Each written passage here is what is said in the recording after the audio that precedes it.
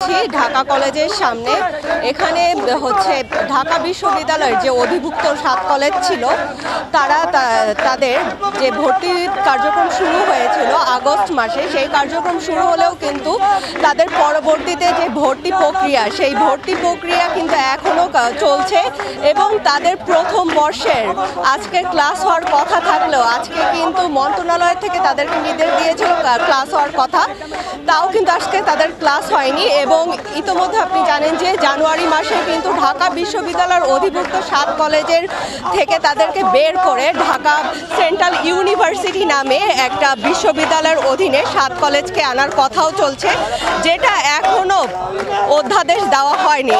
তাদের দাবি যে ঢাকা বিশ্ববিদ্যালয় সহ অন্যান্য বিশ্ববিদ্যালয়ের 24-25-এর শিক্ষার্থীদের প্রথম বর্ষের ক্লাসের কিন্তু 4-5 মাস শুরু হয়ে গিয়েছে এবং তাদের প্রায় প্রথম সেমিস্টার এবং তাদের ফাইনাল পরীক্ষা শেষ হওয়ার পথে হলেও তাদের কিন্তু এখনো ক্লাসের কার্যক্রম শুরু হয়নি এবং অনেক ডিপার্টমেন্টে ভর্তি কার্যক্রম এখনো চলছে।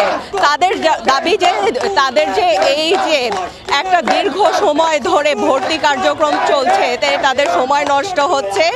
তাদের দাবি যত দ্রুত সম্ভব তাদের ক্লাস শুরু করা এবং অধ্যাদেশ দিয়ে ঢাকা সেন্ট্রাল ইউনিভার্সিটির মধ্যে 7 কলেজকে নিয়ে আসার দাবিতে তারা সকাল থেকেই এখানে বিভিন্ন ধরনের কার্যক্রম করছেন। শাওন, এই ছিল আমার কাছে সর্বশেষ তথ্য।